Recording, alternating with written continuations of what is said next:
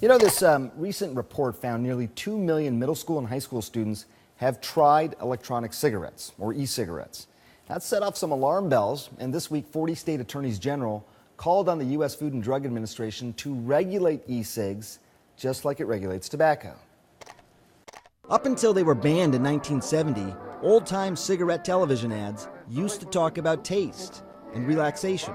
Winston tastes good, like cigarette should. New ads for e-cigarettes emphasize feeling clean and no cigarette smell.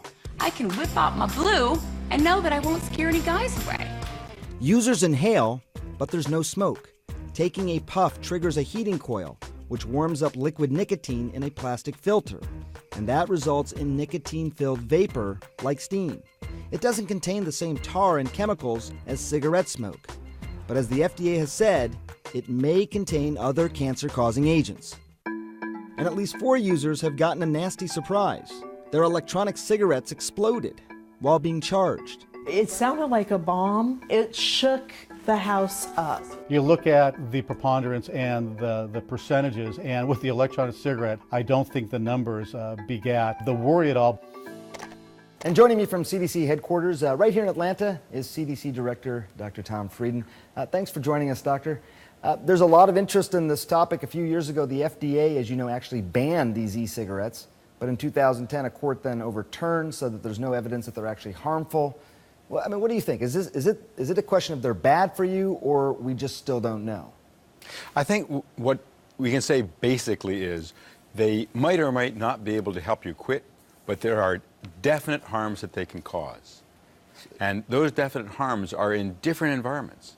So if they get kids hooked on nicotine, that's a really bad thing. If they get a smoker who would have quit smoking to continue smoking, that's a bad thing.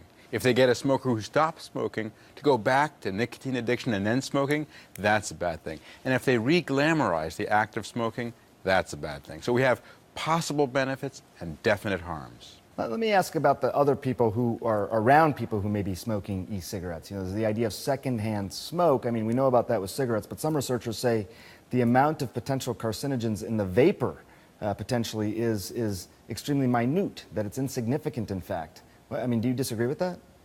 Well, we don't know what's in more than 200 different e-cigarette products out there. What we do know is that there's nicotine. And there's the theoretical possibility that if you're around someone who's using an e-cigarette, you're going to absorb or inhale some of the nicotine that goes out from that product. That's probably something that can be engineered out of the product. But right now, I don't know which products would cause that and which wouldn't. And it gets back to this idea that there's still a lot that we don't know about this overall. Also the idea that it's being marketed to kids, or young people at least. You've called this deeply troubling in the past. I mean, why? Well, if you start with e-cigarettes, there's a real likelihood that you will become nicotine addicted. And we found in CDC studies that 20% of middle school kids who used e-cigarettes only used e-cigarettes. And what that suggests to me, though it's not proof, but what it suggests to me is that some kids are starting with e-cigarettes, they're getting hooked on nicotine, and then they're going on to regular cigarettes. And that's a real problem, because those kids may well be getting condemned to a lifetime of nicotine addiction. Yeah, and again, the e-cigarette companies will say, look, we're not targeting kids because you have to be over 18. But again, the reason we bring it up is because some of these marketing campaigns specifically. While I've got you here, before I let you go, the fiscal cliff looms Monday night into Tuesday, as I'm sure you well know. I'm curious, for an organization like the CDC, can you give us some idea of the tangible impact that could have if the government shuts down? Well, we really hope there won't be a government shutdown, and from what I understand, there's still time to avoid it. But really, sequester, shutdown, even the talk of shutdown is very disruptive to work at CDC and throughout the government. We want to get about our business of protecting Americans from threats.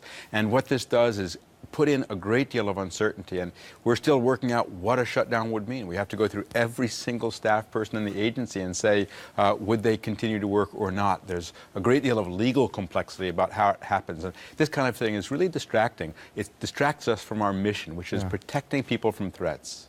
Dr. Tom Frieden, I always enjoy speaking to you. Thanks so much. Hope you come back again soon. Thank you, Sanjay.